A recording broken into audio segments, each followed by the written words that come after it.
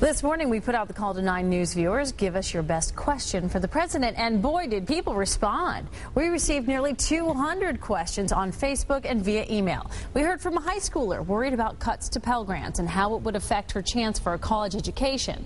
From people concerned about gas prices and aid to foreign countries, and even someone who wanted to know if the president has any hobbies. But our time was limited, so we could only ask the president 2 viewer questions. What were they? 9 News reporter Sayed Shabir is live in Blue Ash, where one of the questions came from a local business owner. Sayed? Well, Tanya, these viewer-submitted questions were really a way for Channel 9 to give our viewers a direct line of communication to the president. Now, Tony Ross was one of the people who submitted a question, and he's actually the co-owner of Steadfast Transportation, which is headquartered right here in Blue Ash. He said the opportunity to ask the president a direct question was one he'll never forget, but the response he got from the president wasn't what he was expecting.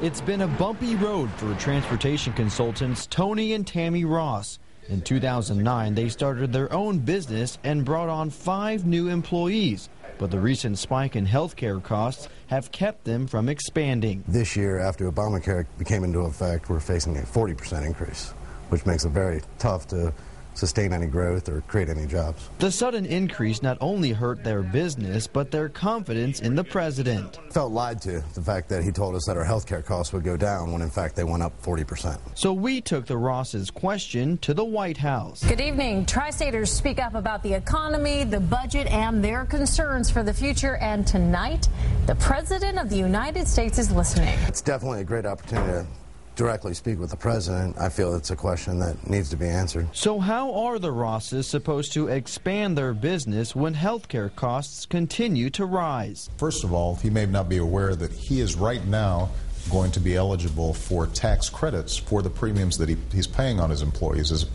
As a consequence of healthcare reform, he can get up to 35% of the cost of those premiums deducted from his taxes. But even if they get the maximum 35% back in tax incentives, the Rosses are still facing a 40% increase, which means healthcare costs will still be on the rise when the Rosses were told they'd go down. Tax credits at the end of the year are great. However, month to month with operating costs, it's still a struggle. Although the president's answer wasn't what they were hoping for, the Rosses remain thankful for the opportunity. The president speaking directly to me, answering my question.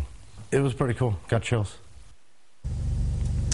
Now, the second viewer-submitted question that we received came to us from J. Ford Johnston of Union. He says the main source of the problem comes from entitlement programs, and he wants to know when those will be addressed.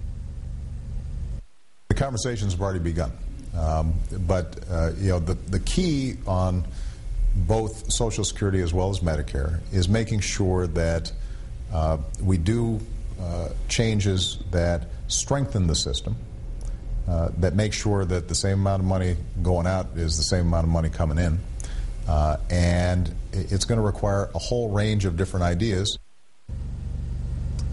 Now, we've posted all of our coverage of our exclusive interview with the president on our website, WCPO.com. Clyde? All right, Sayed Shabir live in Blue Ash tonight. Now,